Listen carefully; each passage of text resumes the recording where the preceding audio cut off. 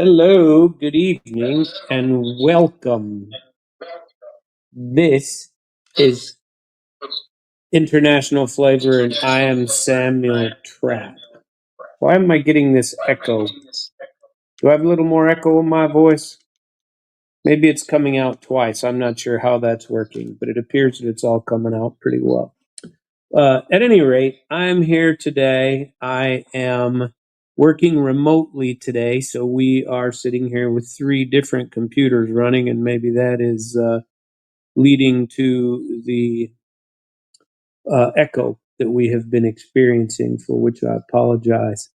I listened to JR's show. I enjoyed it very much, of course. I usually do. I listened to Ike last night. That was stellar, as always. And I encourage everyone listening to do what they can to support the channel, listen to us all. I am Samuel. This is International Flavor. You can hear me at uh, International Flavor on Podbean.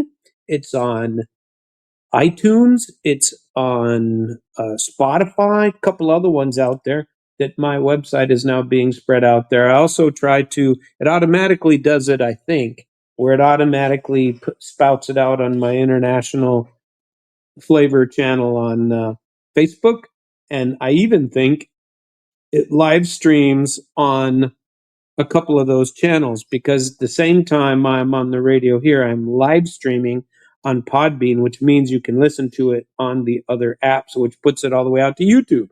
So as I work through all these troubles and figure out where all of my channel information is going to, it is actually getting pretty interesting. I'm still working off site sometimes, and sometimes my off site technology isn't as great as my studio technology in the house.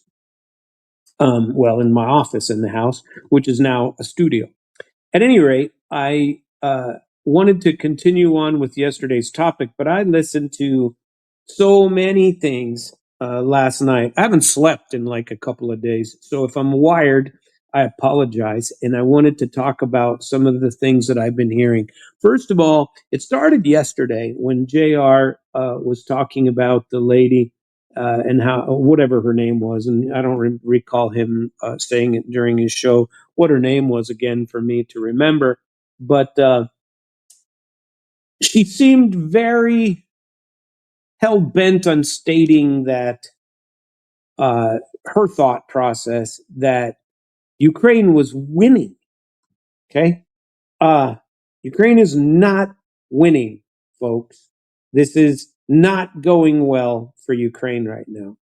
I read a very interesting article that I did that I almost wanted to play the whole article or to read it to you because it was a hell of an analysis.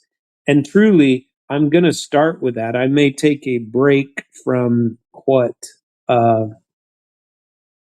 from what I was going to talk about today and get back to it tomorrow night with the corruption in the Missouri bar. Although I do want to proceed along that topic because it is very important that people understand that selecting judges is not something you get to do. It's done by well, in some counties you are allowed, but in others you're just that's not something you're qualified to do. Who the hell are you? We need to appoint bar members to do that for you. We need to promote people that can take that responsibility away from the public. How in the world would the public be able to handle that all by their lonesome? We're who are we to have that sort of grave responsibility of selecting someone who is going to run a courtroom? Oh my God, what are we thinking here, folks? It's just not right. That we would think that we could have that power or should have that power. So I do want to talk about that, but I also wanted to talk about that client security fund. And we may have time to get to that in today's show, but there were quite a few things on track to discuss with the war. Notably, here's the following. So it started with that person that was talking about how, oh well, you see what Trump's doing. He's coming in, and Russia's really losing this war. You hear everybody starting to pick up this neocon lines all over again. We must take care of Ukraine. We must put them first. We must do all of these things. It was 2 days ago, or was it just yesterday? I think it was 2 days ago. The Ukrainian parliament, okay, issued a ruling, but they can't issue rulings. They put a document together and said Zelensky is legitimate. They created a law that said Zelensky is legitimate.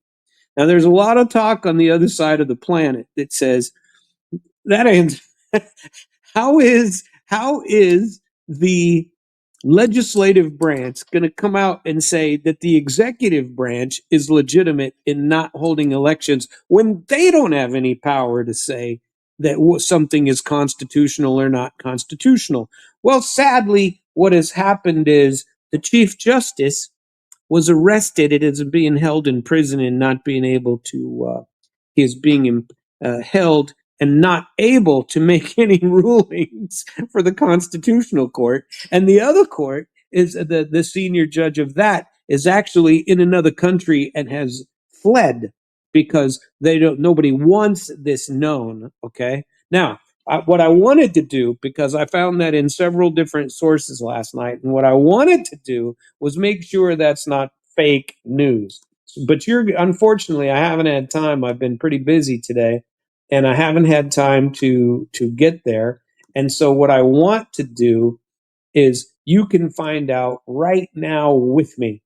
And I didn't, and I got that from some YouTube guys that I listen to. By the way, I'm gonna pump YouTube here one more time and listening to Jeffrey Sachs. Although something has happened lately that he is all over with these little snippets. I think a lot of people are cutting his snippets and turning them into their own channels. And he has his own. Make sure to find him and get his entire speech at the European community where he was talking over there and encouraging several people and speaking truth about the war and how it all started and where it needs to go from here and the importance of ending this war and of what Trump is doing. But what so, on a small note, you can go and research it on your own. I plan to research it while we sit here and ask about the judiciary branch in Ukraine and see whether they are imprisoned or not, because it would be interesting. Here you go. Ukraine's Reuters said this in May 2023. He was being detained in a bribery investigation. That's old. This is not new. Ukraine Supreme, and he was detained on a $2.7 million graft probe, but that was last year. Allegedly, he's still being held, and this top judge has been arrested. And he's not, so he can't make any rulings, and the war is going on, and so they don't have any real court processes going on in Ukraine, and so nobody can really make a ruling. But they have the same sort of three pronged government that we have: legislative, judicial, and executive. And but the executive is doing whatever the hell he wants. The judicial, he has imprisoned half of them, and and he plans to continue that. By the way, and he's doing it with all of his anybody that's going to come against him. And but all they're trying to do is make it legitimate that what he signed is something for Trump. So for Trump's uh, rare earths, the well, very, very expensive products under the earth. But more importantly, that rare earth deal includes what? Oil and gas and their derivatives. And guess what else it includes? Now, this might be genius and it might be quite foolish, and I'll outline why. It also includes the transport mechanisms for transporting oil and liquid natural gas and their derivatives. Okay. And so if that's the case, that means he's getting ports. He may have just signed up to be in a port. Now, I haven't read the document yet and I want to see it, but allegedly Reuters and New York Times had read the post and had seen something about it. And, but I haven't seen anything finalized on that yet.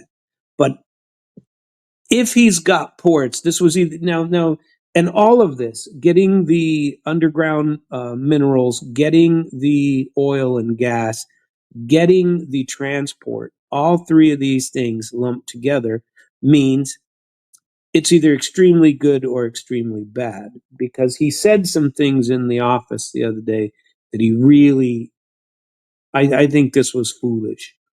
I think it was extremely foolish, but we all know, and I have nothing against Trump. Everybody knows that I'm an 80% Trumper, but I still think that internationally he doesn't politicize enough. Doesn't that sound terrible? Me liking politics, but the diplomacy part of it doesn't exist with him. It's not diplomacy, it's all art of the deal. And so, what he's doing, if he has gotten these underground minerals, oil and gas, and God forbid transport, because that's going to expand this to something nobody wants to see, which is probably what the lady was talking about yesterday without saying anything on JR's channel, who was claiming that, oh, Trump's doing it really well. He's got that Putin on his heels. No, he doesn't. And and he does not. Their Russians think differently than we think. They are willing to lose for a greater purpose, and that doesn't sound quite right. But they will not cave just because there's a deal to be made. It's and it took them how many years to get started on this path? How many years? Okay, how many freaking years? 30 years of listening to, oh, geez, NATO's not going anywhere. Oh, gee, how'd you like to be in NATO? Oh, geez, no, sorry, pull the rug out from underneath you. We're not go well here. Here, why don't we add Serbia in NATO? Why? I get it. I have an idea. Why don't we put the pre-Baltic, Latvia, Lithuania, Estonia? Why don't we add them in the Baltic states? Why don't we start putting missiles in Poland? Former Warsaw Pact, not permitted under any of the former nuclear treaties, which I worked in. And by the way, we ignored them and backed out of them. Why? So we could put weapons closer to Russia. And I'm not saying war's a good thing. I'm not saying it at all. What I'm saying is, if Trump thinks he can come in and say, "Well, now I have this. I now have the oil and gas, which gives me half of Ukraine's oil and gas. Vladimir Vladimirovich, you have the other half because Ukraine doesn't have them. And for Zelensky to give this up, Zelensky is extremely desperate and he never got what he was after. He was after what? Security guarantees.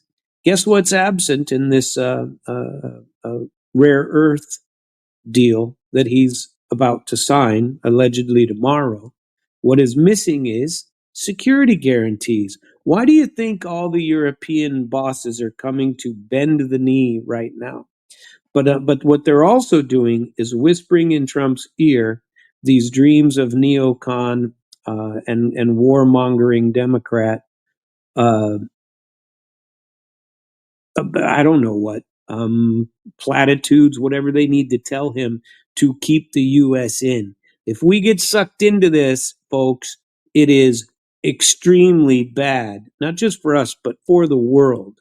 And Trump says he's not going to, that he's going to do it. But the lady that JR was interviewing, damn, I wish I could remember her name.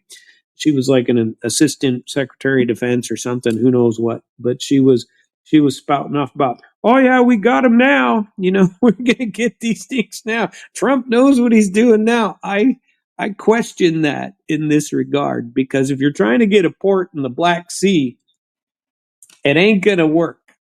It is not going to be uh, helpful for you to do that. Jr., if you're listening and you're on that, it's in the way, and I don't know if that's. There you go. Can we make it smaller? Is that possible? So that I can see the other things going on. I think I can hear you moving around in there, but I'm not in there. Is that you? Her name is KT McFarland. Ah, there you go. Thank you so much for listening in. KT McFarland is what JR tells me. And I apologize for not knowing her name. I meant to write it down, but I never did. And I think that her glee at what, at standing, we're going to stand up to Putin, and the fact that she believes that Ukraine is winning are extreme negatives in my mind. Clearly, that's neocon thinking. That's Mitch McConnell thinking. That's who's the other guy, the other state senator. All the senators are all going over to Ukraine and are talking about how they can help. They're still trying to end run around the old Trumpster, and I just feel like the old guard is still way too heavy in this, and going to be a lot more difficult to get rid of than people think, especially when it comes to the huge war machine. And there are so many people with so many fingers in so many pies that all we've really done is change, the little Dutch boy with his finger in the hole at at the end. It's we haven't changed the system at all. The system is still the same. There was a Supreme Court ruling last night that said that Trump arguably cannot hold those payments from USAID. Who knows what's going to happen with that? We're going to read up some more, or whether he'll comply. That seemed to be a question on everyone's mind. And I don't know. If you would like to call in and discuss those topics or anything else, 573-746-8020 for Damn Radio. And I believe you can Discord too, but I haven't done a Discord. So Discord, if you click on Discord on the program, allegedly, it allows me to see that you've come in, but I haven't done it yet. Not with other people. Actually, you know what? Me and JR did that once, and it kind of messed it up. Maybe we shouldn't do it, but who knows? Maybe it's been fixed by now. At any rate, I wanted to get to a couple of articles that were very important. One of them was on the war and the actual, and it gave a 3-year discussion of the war and where we are. And it was a very interesting article. And I wanted to at least summarize it, if not read it in full for you, because it was extremely enlightening. And it was, I'm not sure. There's so many out there. It was basically, it gave the history of the war in the 3 years. What the article was called is 3 years in the trenches, from Russia's losing to Ukraine is done for. And remember that everybody was saying for the first year, oh, Russia's losing their butt. Russia can't do anything. They suck. And this is part of the reason why the war has continued for so long, is because of this wrongful thinking. Now, a couple of game changers is Russia was superior to us. What do you technologically? There's some technologically superior things in Russia that are better than what we have. They're more modern. They've been spending more money on building. We have the same Abrams A1 tank that was in place when I was in the military. You know, they've had some upgrades, but it's not like it's anything new and redone. The Russians have different. They especially in their missile core, especially in their Iskander variety and those types of missiles. Trump saying the other day that he started the war, that I allowed, so he did all these good things, and then he gets to say I gave them javelins. Russia's got more javelins than they have more, have so many more javelins equivalents. I mean, than us than Ukraine. It's not even funny. And they're producing them. They've converted all of their old glide bombs into the bombs that you would drop in prior wars. You know, a bomb. Now they're smart bombs and they can fly in other places. They got them up to 3,000 kilos, and to take out half-mile spaces. They're huge. And then they drop and they suck all the air out and then light the air on fire. They're extremely destructive. And they got thousands upon thousands of them still from the Soviet times. And all they do is they put a little glide kit on them, and these things are devastating Ukraine right now. And I'm not for that. I'm just telling you that the technology has been different. Okay. Now there's reports that today in two different spaces, one in Kursk and one outside of Zaporizhia, that they have liquidated is the word the Russians use. They've liquidated 100 in each space uh, drone operators. I'm telling you, it's not getting any better. But this article is entitled 36 months of 3 years in the trenches is what it's called. But after 36 months of active fighting, navigating retreats, counter attacks, and protracted assaults, Russia is maintains the initiative. And uh, exactly 3 years ago, Russian troops entered Ukraine with the aim of forcing Kiev to halt military attacks on the Donbass republics. Now, those were ongoing.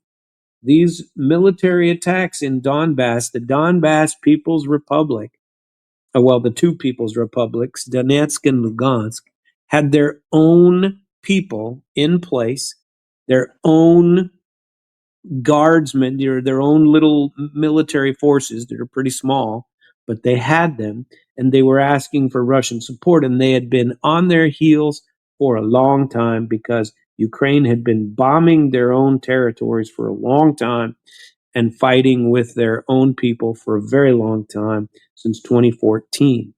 And so when uh, Russia was asked to come in to Donetsk and Lugansk.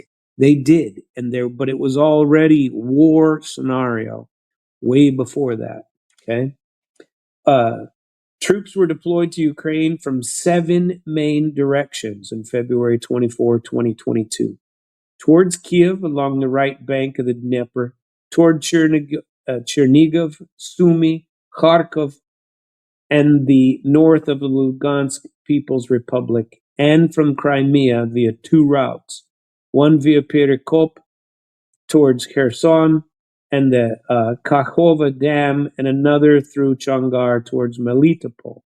Landing forces were also deployed. Amphibious forces landed on the Snaka Island in the Black Sea, and airborne forces landed at Gostomel Airport near Kiev. So this was a massive attack. At the same time, massive missile strikes pre-struck pre-identified targets all over Ukraine. Air defenses were suppressed, communication nodes disabled, fortified command posts, weapon depots, fuel storage facilities, and oil refineries were destroyed. One missile even struck the call center of Ukraine's Center for Information and Psychological Operations near Kiev. And it was a big deal when Russia came across, was similar to what the shock and awe stuff was calling. And it had a good deal of success. And Zelensky was on his heels in 7 days asking for,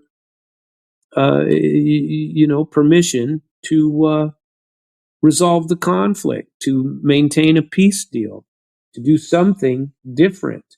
And he wasn't given that permission. Old Boris made sure of that. And Biden, too, by the way. I don't want anybody to think that he wasn't deeply involved in that nonsense, because he was. Um,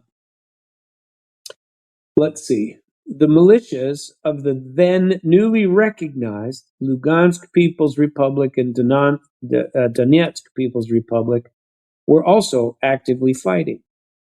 The militia advanced north, capturing territory right alongside Russian forces, and DPR forces moved west from the Sea of Azov to Volnovacha in the direction of the Russian army.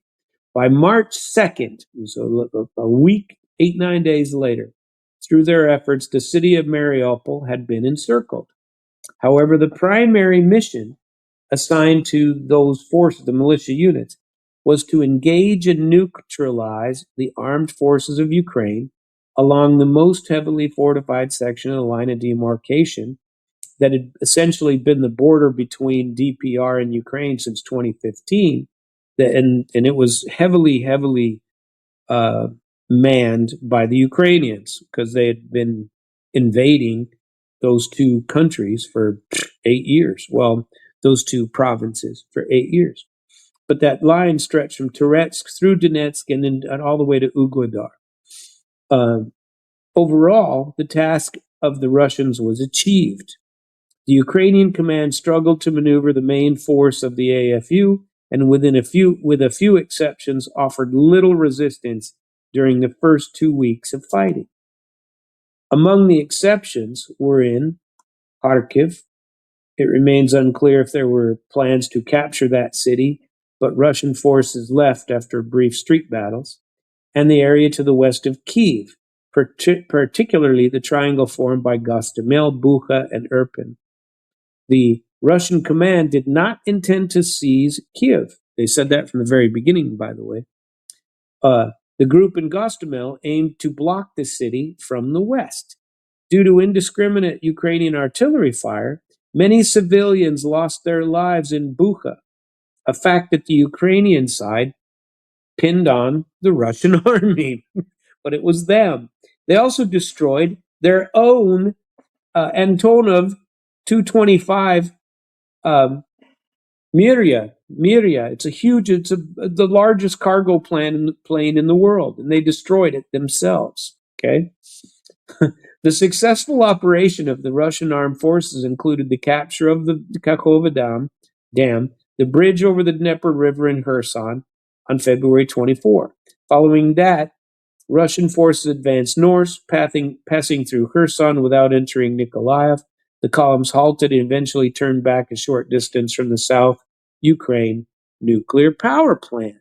Now, those nuclear power plants were certainly a target that people wanted to take out. Um, the article goes on to say that during this period, the Russian army acted in a highly maneuverable and dispersible manner, but they hadn't mobilized any people. They hadn't.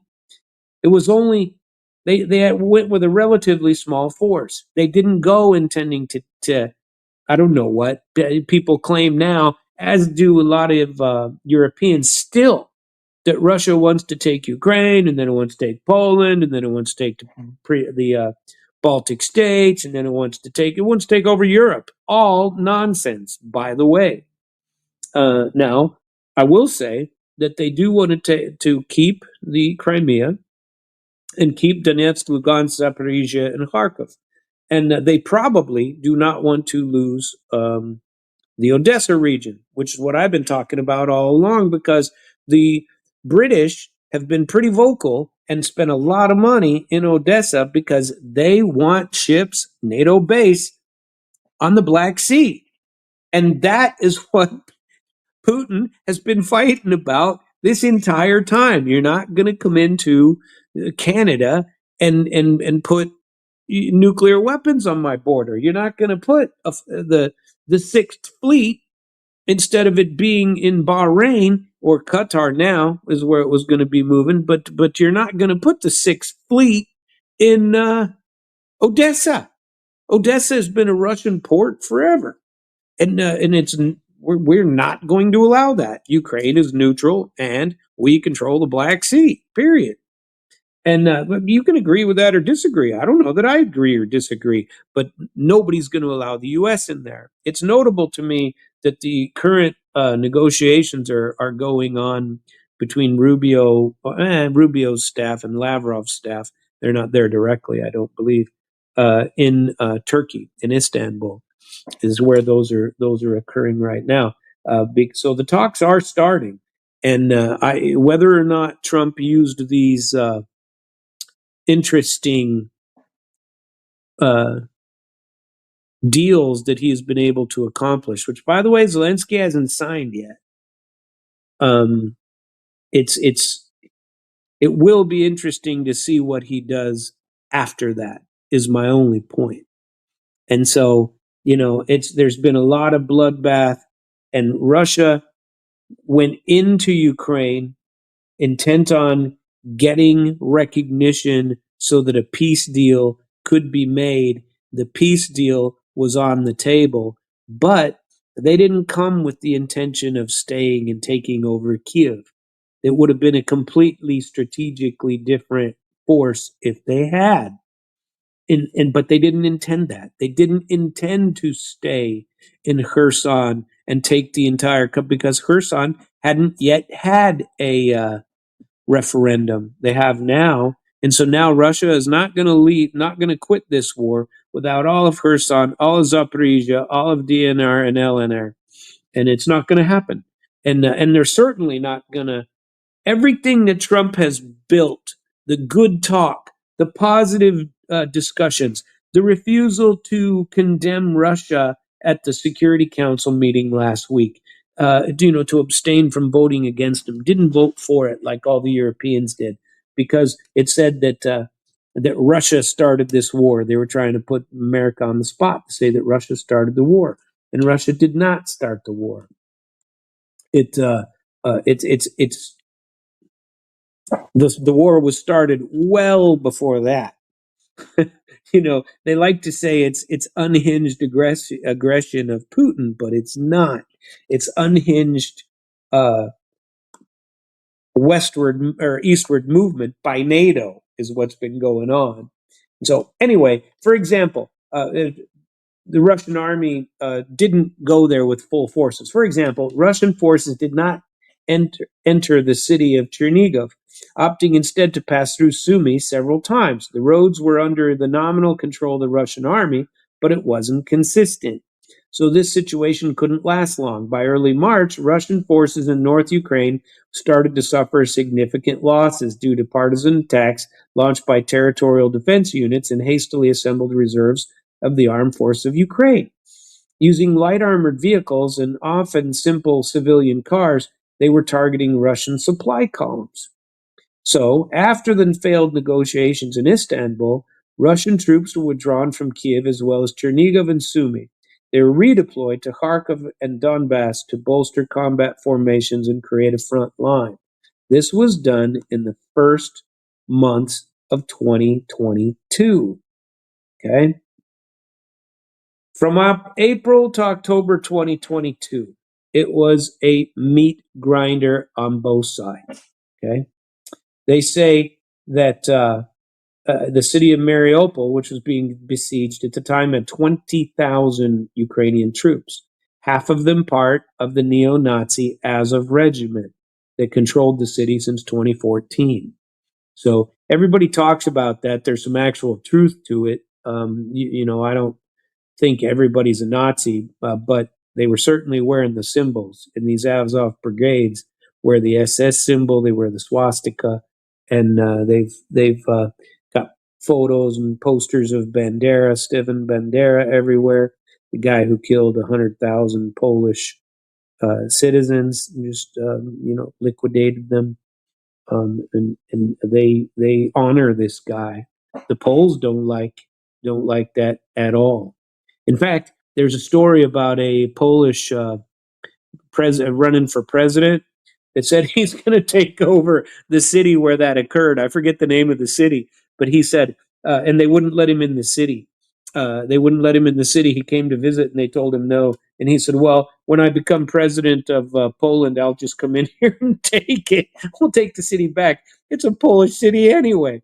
And so that's kind of entertaining, but it's uh, not the topic for today. But I thought it was an interesting sideline. Due to a shortage of personnel, Russian military leadership was forced to improvise. The front sector of Donetsk was handed over to PMC Wagner. Yevgeny Prigozhin and he began to recruit volunteers. At its peak, PMC Wagner boasted around 20,000 fighters. And during the spring and summer of 2022, they stormed Popasnaya, Svetlodarsk, and Uglogorsk, at the power station, and participated in battles for the city of Lysychansk and Severodonetsk. And so, tell you what, it was interesting when it began. Um, During the same period, right in early 2022, the Russian army found itself in a precarious situation. Mobilization efforts were ramped up in Ukraine, and the number of servicemen in the armed forces of Ukraine grew dramatically. By that fall, estimates suggested that the Ukrainian army was 2 to 3 times as large as Russia's in the area. It means approximately 500 to 600,000 servicemen compared to Russia's 180 to 200,000. This lack of troops prevented Russian forces from establishing a solid front line. By their own military doctrine, and defense remained patchy, particularly in Kharkov.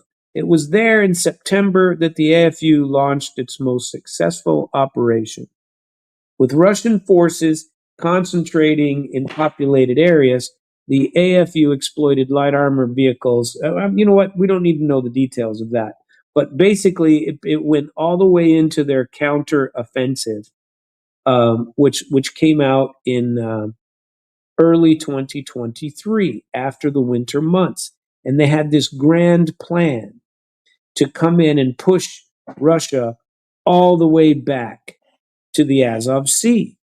And they crossed the river. They had a couple of successes, but what they weren't banking on was the success of the drones, and they had allowed Russia over that same winter to do a mobilization and get enough people in line, and they had a 3 layers deep front line, and the Ukrainians could never fully get back through it. And that's the part you get to next, which was for a whole year, from November 2022 to October 2023, all you heard about was Bakhmut, which is now solidly in under Russian control. The Ukraine's counteroffensive and a real turning point at the front. And basically, that outlines how they had these plans to come in and force Russia back all the way to the sea and take back everything. And they had a grand plan, but it failed because of a couple of things that didn't have anything to do with it. I'm trying to find it so I don't have to read the whole article. The offensive was to be carried out by an assault guard, 10 new brigades equipped with Western weapons. Current information suggests that the plan involved using 2 or 3 heavy brigades to breach Russian frontline defenses at 2 points. Following this, an additional 1 or 2 brigades would expand the breach and allow the highly mobilized units to push through, followed by yet regular Ukrainian forces. To further weaken Russian defenses, airborne operations were also planned along the lower Dnieper River. If it were successful, the operation would have mirrored the Kharkov offensive. In just a few days, the Ukrainian army could have reached the Sea of Azov, forcing the Russians to flee. This would only slightly expanded the front, and the area could have effectively defended uh, by leveraging the FU's overall numerical superiority. If they had carried it out in the fall to summer of 2022, it would have been a solid success. But remember, that entire time, all the news was saying, well, there's a counteroffensive coming, there's a counteroffensive coming, then we got a counteroffensive coming, and they're alerting the whole planet that they got this counteroffensive coming. But the counteroffensive never showed up until October or the late fall, right? But however, the Russian command wasn't caught off guard, it was prepared. The partial mobilization in the fall had balanced the number of troops on the front lines, and since Ukraine and the West openly discussed their upcoming counteroffensive, throughout the winter, Russia concentrated its fortification efforts in the southern sector because that's where they said we're going to, Russia can't stop us, and they were vocal about it. They're telling everybody what the plan is. Russia, oh geez, they're going to collapse. They're going to fold like a cheap suit. I remember hearing that stuff and going, well, good luck with that theory, ladies and gentlemen, ladles and jelly spoons. Good luck with that. So throughout the winter and the spring, Russian civil and military construction organizations built a defensive line that was 150 kilometers long and up to 50 kilometers deep, which became known as the Surovikin Line. It helped the Russian General Staff carry out its strategic defensive operation. So finally, Ukraine's counteroffensive began on June the 6th, but quickly went awry. A day earlier, the Kakhova hydroelectric power station dam collapsed. Do you remember that? An enormous flood that occurred. While the resulting wave washed away Russian fortifications on the southern bank of the Dnieper, it also made it impossible for the Ukrainians to cross the river. Ukrainian forces launched their assault then in two directions, near Robotina and at the so-called Vremesky Bulge, south of Velika Novosilka.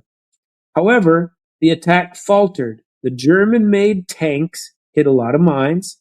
Immobilized Ukrainian armored columns were attacked from the air and pre-established firing positions. Footage of burning German tanks, followed by images of destroyed British and French tanks, became a cold shower for Ukraine and its backers. But the counteroffensive did not end there. The Robotina era and the former Vermetsky Bulge soon became sites of intense fighting.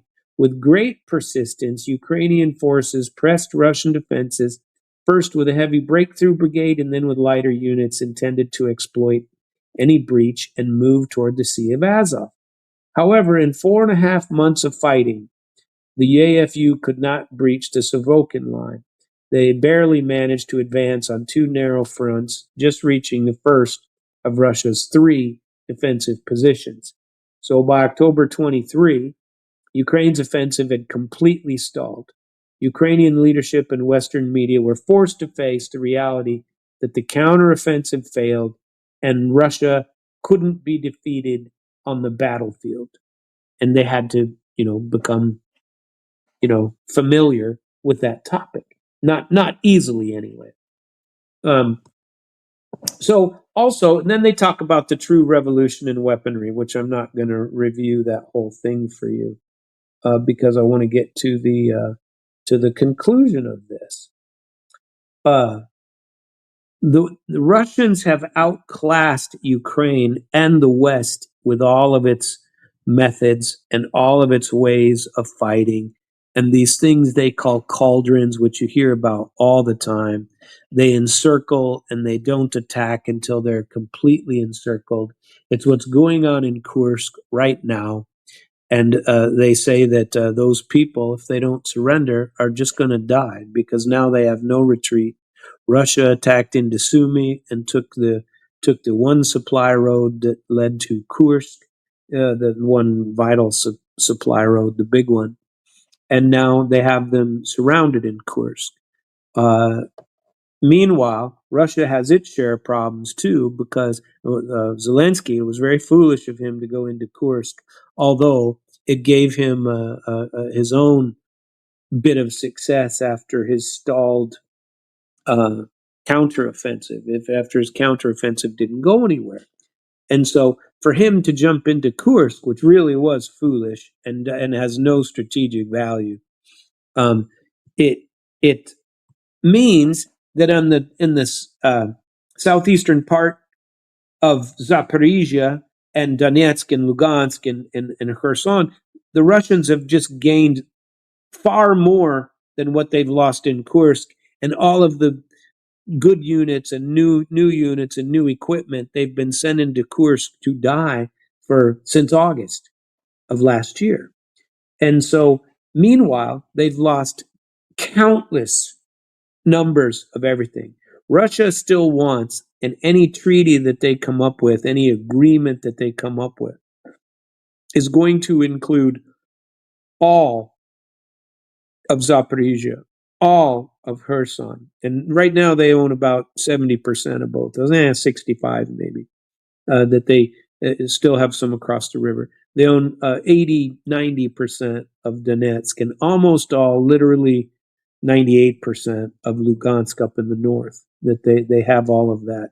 And the Russians or the Ukrainians will be lucky not to lose Kharkov up in the north. And there's been a lot of bombing in those areas right now. And so the war over the last couple of months. So the war is not going well. And for people to come out and say that, oh, geez, Russia's losing, is really a falsehood. And if Trump begins to listen to those type of people, neocons who want to continue funding, and him saying things like, "Oh, I gave him all the javelins." Why would you say that? You make all of these great inroads at trying to create peace and trying to create a good relationship with Russia, and then you tell Russia, well, we're the ones that killed all your tanks. I'm the one that allowed that to happen. Why do you have to brag about that? Why couldn't you have just kept your mouth shut and not boasted that you had foresaw that, boy? We sent all the good weapons. How is that going to bring peace? How is that going to help?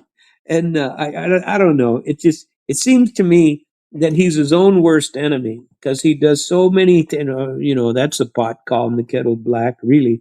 But he seems like he's his own worst enemy sometimes because he makes such great inroads and gets such great things done, and then he has to be Donald Trump. I mean, I wouldn't want him to be anybody else. I mean, really, at least he's open about who he is.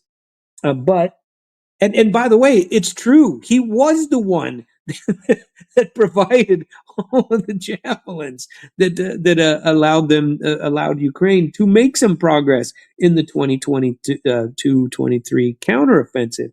In this, but that doesn't mean you brag about it now when you're trying to come to an arrangement where you get to work together. So there's several shows that I listen to, and I've been really intrigued by this because maybe there's some truth to it. Okay, maybe it could turn into something of a business deal like Trump thinks it is, but this is not a business deal for Putin. Putin is not going to go, oh, geez, let's quit and go make some money. Because then he'll be stuck in 10, 20 years fighting the exact same war that he's fighting right now under a different administration with the same old Europeans and the same old neocon a-holes that all they want to do is spread military power around the world. And he doesn't want that. And that's why he keeps pressing for a permanent solution that recognizes uh, the origins of this conflict.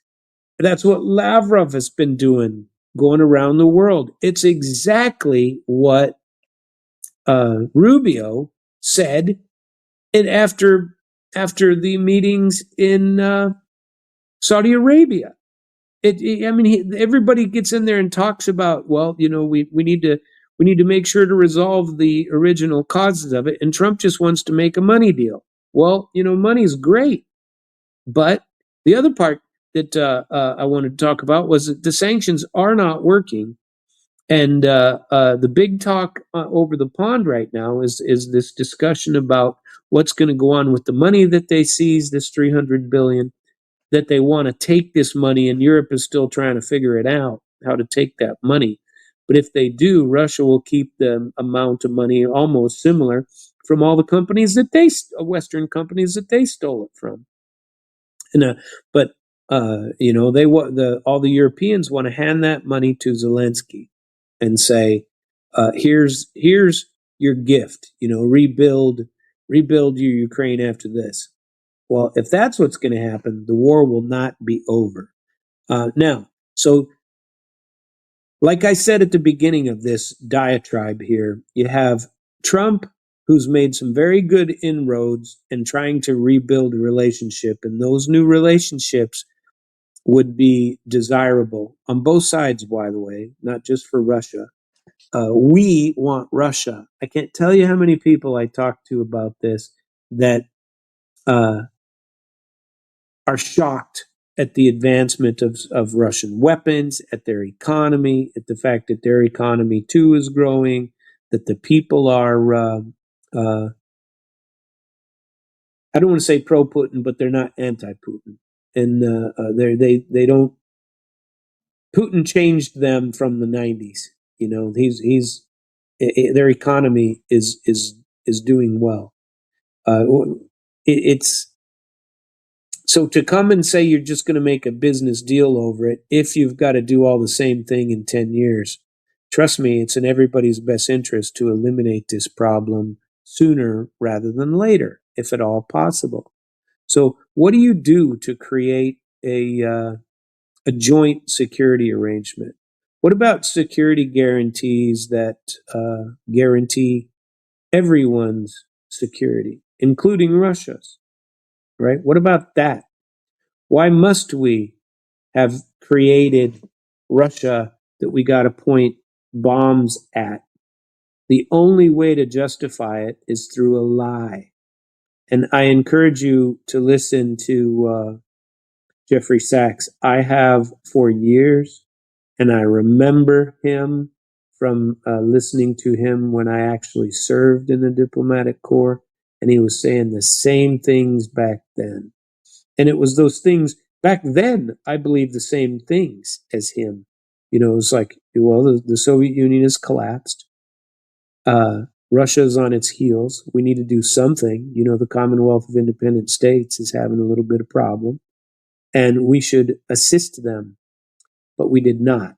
Instead, we made an enemy of them. Instead, we went in and privatized all of their uh, factories, their resources, Western money, Western people going in and raping the Soviet Union and taking everything that was valuable and turning it into something Western. Well, by the way, that is exactly what just happened to Zelensky in Ukraine. By signing this deal, which gives us half of all the money from any future development of gas. And then think about this, gas and oil. We never thought about that. We were talking about minerals, but gas and oil are included in that. Transportation is included in that.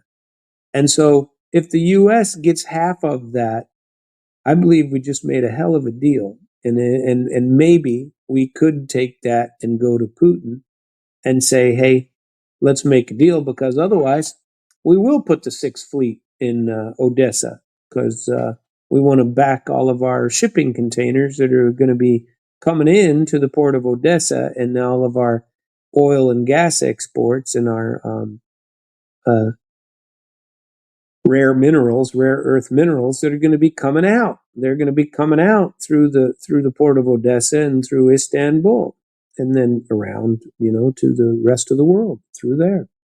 And our Navy is going to have to be in there in order to monitor those situations. And so maybe that is a deal that Russia would say, no, that ain't happening, but we'll protect your shipping fleets, but you end this. So I don't know. Maybe there's some basis for it, but this is a big stage game, and Zelensky was not just a winner because he did not get any security guarantees, and Trump, through all of his blustering at the office in these last 2 weeks, has really put those Europeans in their place. According to him, anyway. I don't believe that's their place. They're small potatoes, especially individually. But boy, they're talking big. They're talking about taking Putin down. They're talking all the same stuff that they've been talking for a while. And it wouldn't surprise me if troops don't end up over there somehow. But Russia will never allow that. They will consider any troops sent to Ukraine, whether it's part of a peacekeeping mission or as a mercenary development, they will consider them legitimate targets if they are in Ukraine. So and this is not a plus. And I have really been putting a lot of thought into this to try and figure out what Trump could be, I don't know, pulling here, but whatever game he's playing, uh, he's either gonna win dramatically or lose dramatically. So I'm not sure. I'm not sure how that's going to go, but we'll keep you posted here. There were more things we wanted to talk about on USAID in case you missed any of these. Excuse me. USAID, for U.S. Agency for International Development. This is going to help you develop. I mean, my God, with a name like that, how can you not develop? USAID Agency for International Development blew millions on pet projects in Ukraine. Okay, ready? The agency gave funds to manufacturers of dog collars and custom carpets, as well as fashion and confectionery firms. U.S. Agency for International Development funneled millions of American dollars into Ukraine fashion and pet companies, then attempted to hide the funding from Congress. American conservative newspaper The Federalist reported on Wednesday. USAID, Washington's primary mechanism for funding political projects abroad, had its multi-billion-dollar budget frozen by Donald Trump last month, pending a review for alignment with his America First policy. The president cited uncontrolled spending and massive corruption in the agency, calling for it to be shut down entirely. Seeking accountability for the agency's allocation of taxpayer dollars, Senator Joni Ernst arranged for her team to visit USAID headquarters for an in-camera review of Ukraine aid data in October last year. Despite multiple attempts to gain some clarity on the agency books, USAID stonewalled both her direct communication and congressional action for years. While they were restricted in what they were allowed to see, Ernst staff found that millions of dollars of taxpayer grants were funneled into Ukrainian confectionery, fashion, and pet companies, wrote the Federalist. The agency allocated Ukrainian luxury fashion businesses a total of roughly $733,000. A custom carpet manufacturer got a $2 million grant, and a specialty biscuit and confectionery company got $678,000. These are literal pet projects, such as dog collar manufacturer company and a pet trapping tracking app firm were handed 300,000 apiece, said the newspaper.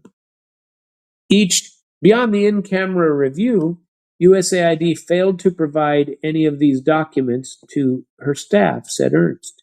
The agency often cites national security as a reason for keeping controversial charges in its books obscure, wrote the Federalist. While USAID claimed the grants were to enhance Ukraine's wartime posture by boosting its economy, in effect, the American people have funded extravagant trade missions and vacations for Ukrainian business owners to film festivals and fashion weeks across the glamorous capitals of Europe and beyond, wrote Ernst in a letter to U.S. Secretary of State Marco Rubio.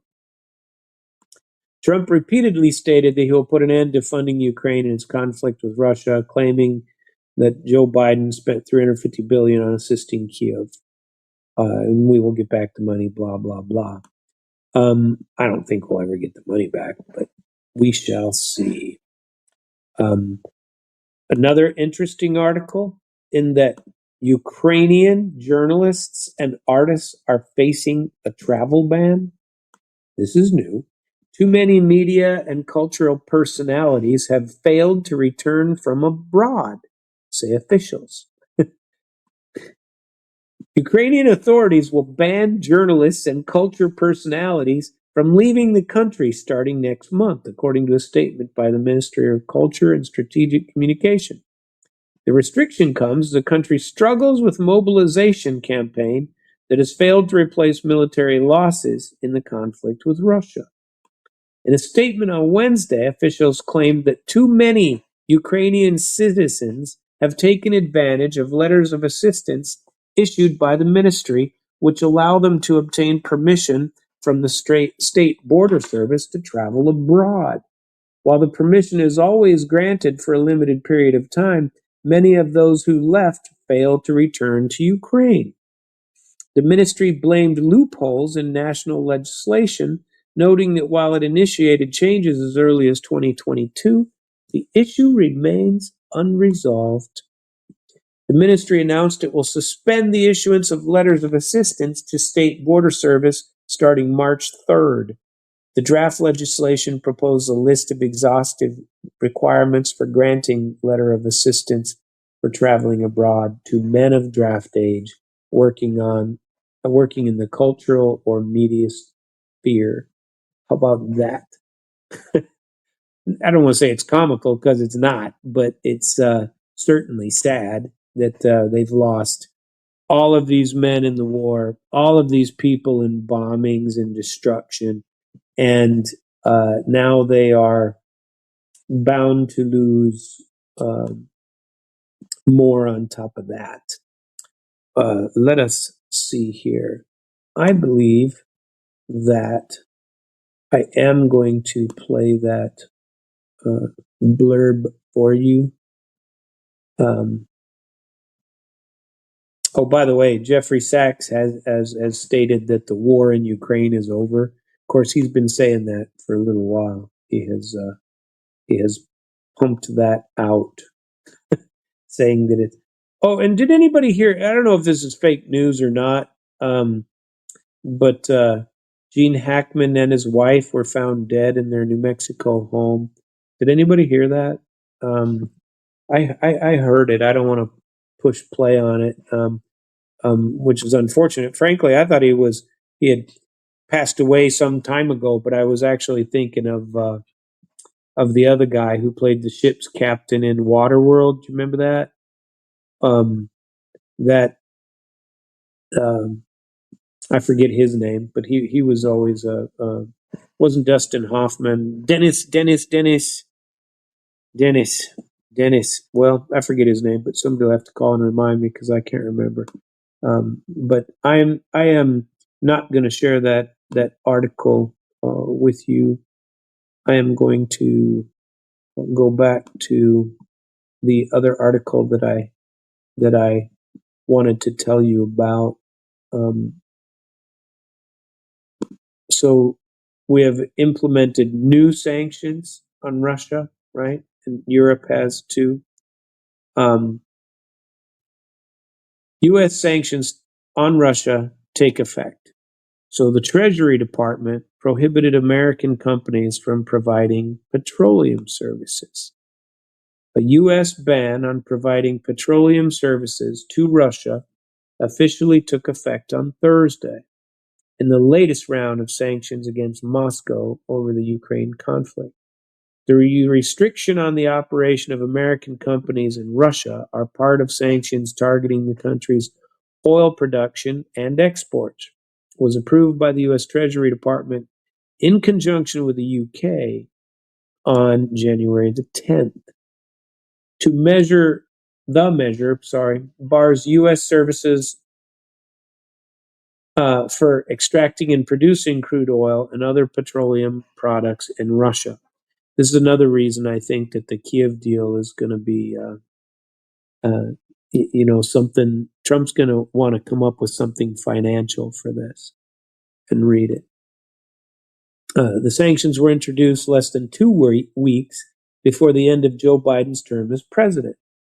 It targeted two major Russian oil producers, Gazprom Neft and Neftegaz, along with their subsidiaries and entities providing insurance and transportation. More than 180 vessels allegedly used to transport Russian oil in defiance of Western restrictions, described by the U.S. as the Shadow Fleet, were also sanctioned. At the time, Biden acknowledged that the latest package of sanctions could have economic repercussions for ordinary Americans, admitting that they could lead to an increase in gas prices. However, he claimed the move was necessary in order to reduce Russian energy revenue. Moscow has dismissed the restrictions as illegal. President Putin has said Russia has overcome challenges caused by sanctions, crediting them with boosting domestic industries. Well, he said that. He said that in his speech that he gave in front of the chemical manufacturing industry last week that I watched. That was a pretty good briefing and speech. Commenting on the restrictions, Russian Foreign Ministry spokeswoman Maria Zakharova said Biden's legacy will be defined by the mess he left behind. The new U.S. administration recently suggested that Western nations may have to consider lifting sanctions on Russia in order to find enduring, sustainable solution to the Ukraine conflict. President Trump suggested on Tuesday that Washington could lift the sanctions at some point during the Ukraine peace negotiations. According to Moscow, Western sanctions have failed to destabilize or isolate Russia, but backfired on the countries imposing them. I frankly agree with that uh, assessment. So that was downright interesting for me to hear about. The other thing I wanted to talk to you about in world news on the international stage anyway. Uh, let's see. Allegedly, according to others in the world, former Joe Biden backer is going to launch a new political party. I found this very interesting. I've been talking about wanting a 3 or 4 or 10 party structure that was more serious uh, for a long time. It'd be nice if we had a party for people to go to that didn't quite fit in with the Republicans. Although the Republican Party, I thought for years, and I would always say something like, my social politics are not the same as my money politics. You know, am definitely a an I don't care person for the most part when it comes to social issues. I don't care if you want to be transgender, if you want to have your own clinic, or if you want to, I don't know what you want to get a surgery. That doesn't, as long as it doesn't affect me, I don't care. As long as you're not, forcing me to watch it and, pinning my eyelids open. So I got to watch, or that I got to honor you somehow for doing it. Those things I refuse to do. The, but I understand if you wish to do so, have at it. But I always thought the problem in America, one of the biggest problems, is the failure to have more than one party. So there's a Florida lawyer named John Morgan. He owns a firm called Morgan and Morgan, and his picture's everywhere. And he's a personal injury guy. And um, here's his story. A Florida lawyer and donor to former U.S. President Joe Biden has announced the launch of his own political party, citing discontent with both Democrats and Republicans.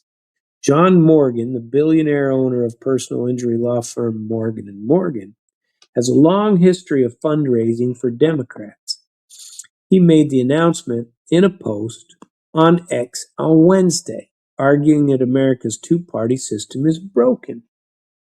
I am forming a new political party for those of us stuck in the middle. Sound familiar? Our two-party system is broken due to gerrymandering and divisive issues on both sides. No labels is not an option, Morgan said, adding that the paperwork for the new party is already being drafted.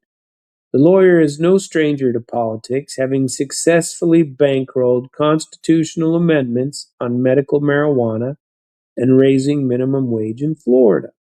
He also previously floated his intention of running for governor of Florida.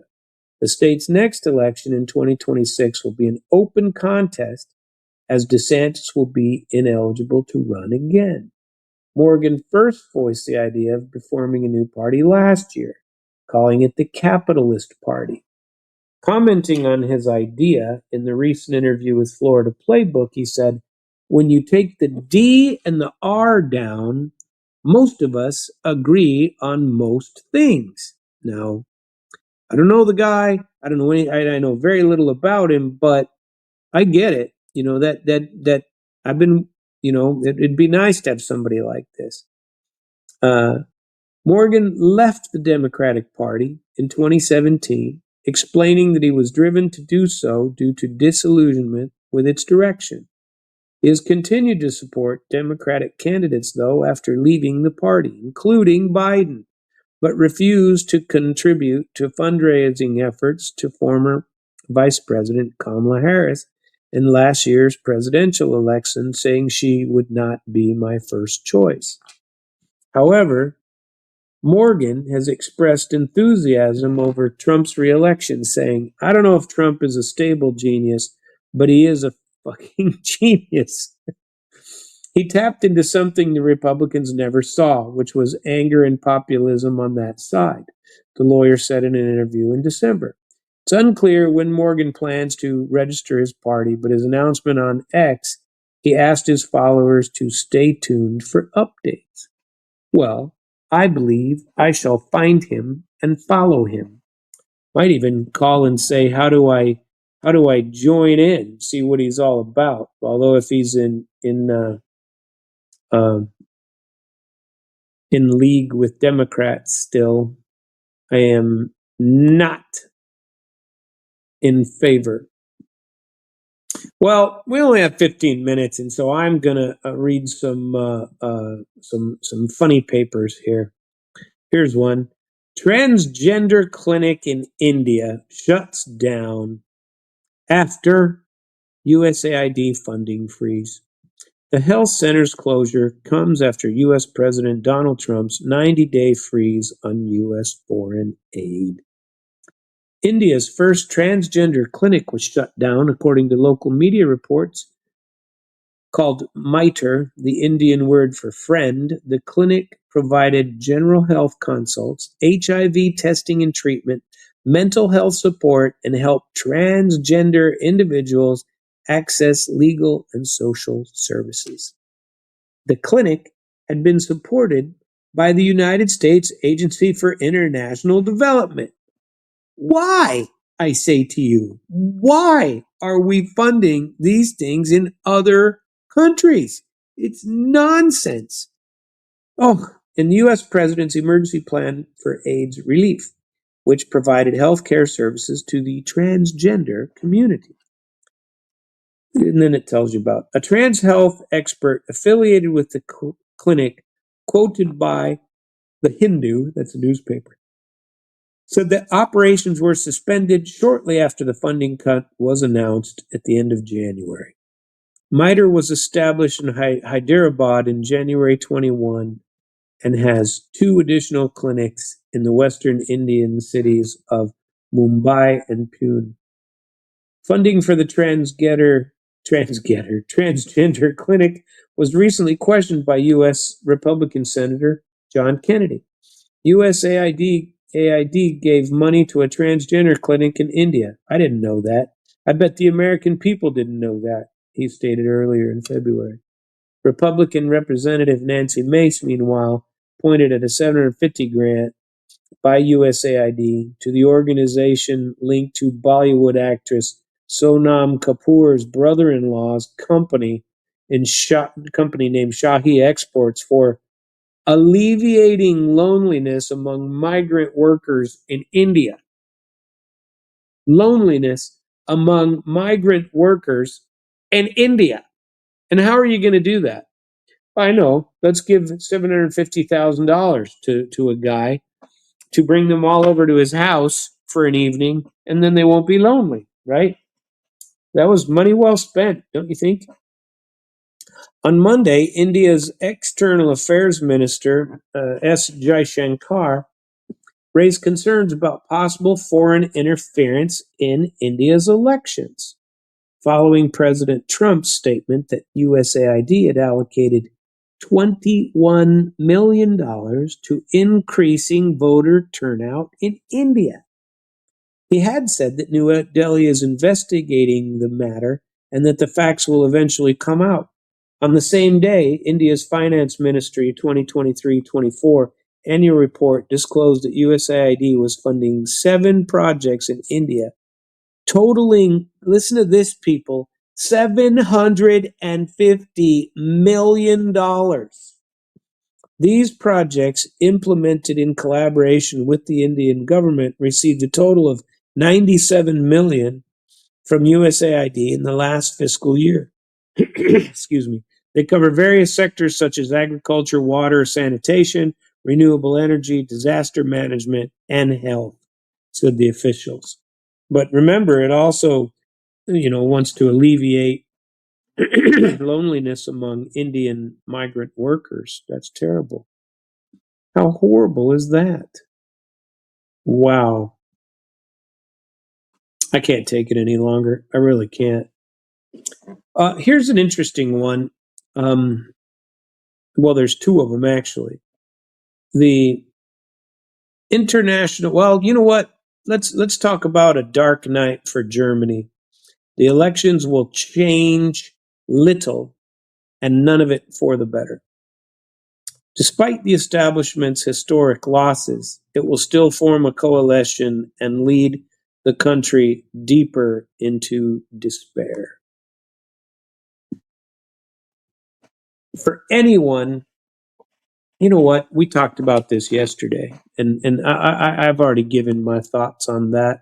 And I'm not so sure I'm going to go there again because it's just depressing to watch these warmongers all over the place. They're not losing, which goes right back around to what I was talking about at the beginning of the show, that I really fear that Trump is letting this neocon, war-loving lifestyle, and belief back into the White House, and he's starting to listen to these people. They are coming with their hat in hand from Europe, but he's still listening to them, and I really fear for the result of that. especially when he can't outline what his thought process is on ending the war in Ukraine with anything that Russia will accept. And so far, I haven't heard any real idea. And I'm very much interested in hearing that idea. Ukraine, we can force them to accept something. They've been asking for security guarantees, but they can get those. You know, think about this. If I, instead of signing that deal, giving over everything to the United States, Zelensky, did you ever put any thought into packing up all your toys, calling Vladimir Vladimirovich and saying, hey, can I come meet with you? These a-hole Americans are trying to take half of our natural resources in perpetuity going forward. And instead, all for to allow us to keep on fighting. Now, Trump hasn't committed to any of that. No security guarantees, no let's give him more money to fight. But he has talked pretty big in, in general with what he's pumping out. And so I fear. And so if I was Zelensky, I would have put some serious thought into going to the Kremlin and meeting with Putin and going, man, I want this over. Let me have half. Let me keep half of my. Let me keep half of my fuel and oil revenue. He probably could have hammered out a better deal than that than he got from Trump by dealing with Putin and ending the war on their own terms. Instead, Ukraine isn't going to have any say in how the war is ended. America will. In America, now that they have all of the money, will keep allowing, maybe even keep funding uh, the bloodletting in Ukraine. So now, of course, if the army or if the, I'm sorry, if the military actions do not stop and the bloodletting continues, then you're not going to be able to develop these underground minerals, nor are you going to be able to do anything about oil and gas or anything of that nature. It's just not going to happen. And so I think it's important to consider those issues and why in the world wouldn't you make an effort to save the lives of people? Are you really that stubborn, or is it your own no your own, I don't know how you would put it, desire to remain president and just keep jailing anybody that opposes you, which is exactly what's going on. Well, one final story. Another woke labor government is heading to its doom. Oh, did you hear they arrested the Romanian opposition president going to run? Called him a criminal, put him in jail. There's democracy in Europe for you, right? Forgot all about that. Wanted to at least mention it. Australian Prime Minister Anthony Albanese has spent his entire term pandering to global elites and is about to reap what he has sowed. The first term of Labour Prime Minister Anthony Albanese must go to the polls before the end of May.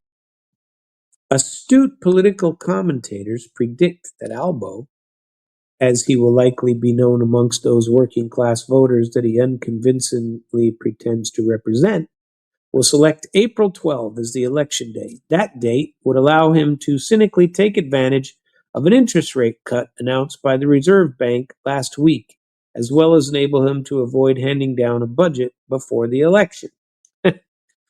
Like many social democratic political leaders in the West, Albanese is facing certain defeat in the upcoming election, no matter when it occurs. Other social democratic leaders committed to global elite programs and ideologies, for example, Jacinta Ardern and Justin Trudeau, after sensing a rise in populist sentiment in the West, have resigned in advance of being cast out of office by voters no longer willing to tolerate their ineptitude and hypocrisy. I'll agree with that, especially for that Trudeau wanker. And just that guy is a bit of a loony.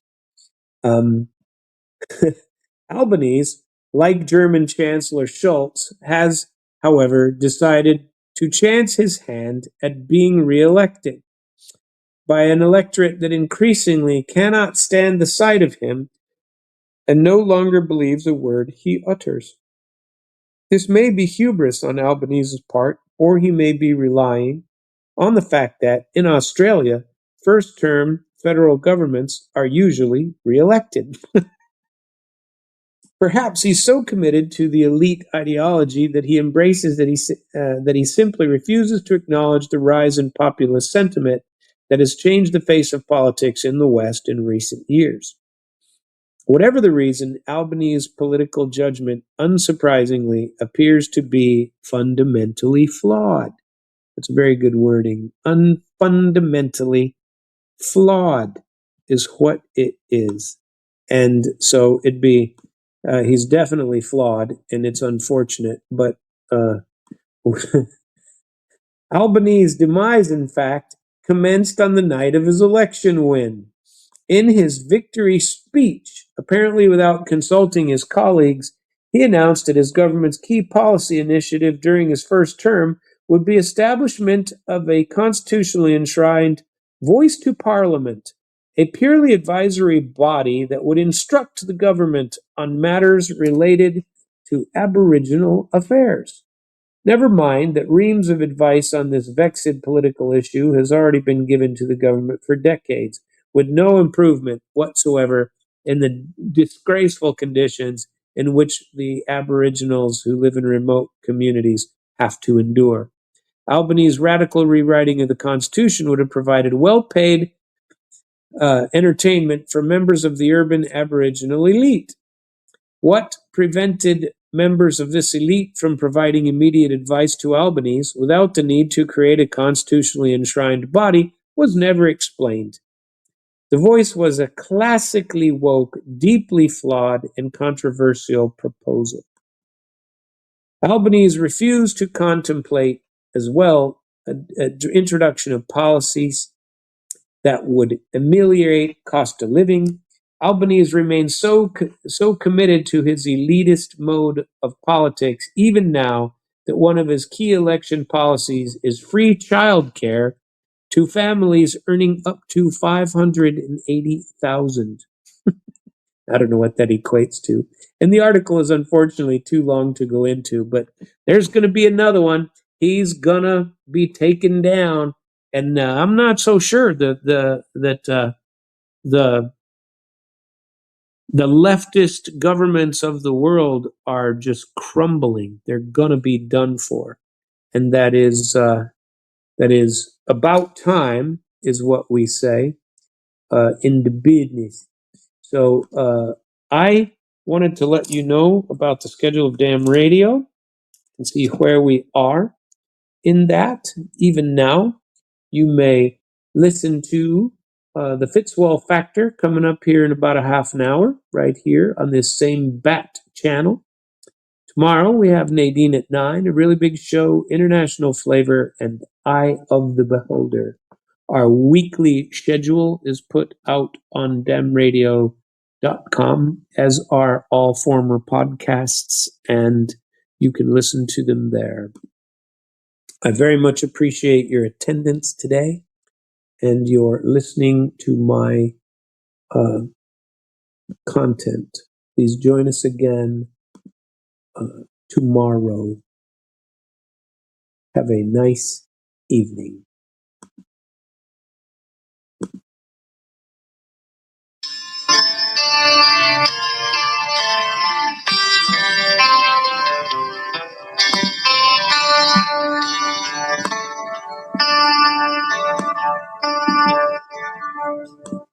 Gone, the voice that used to fill the room is all but gone.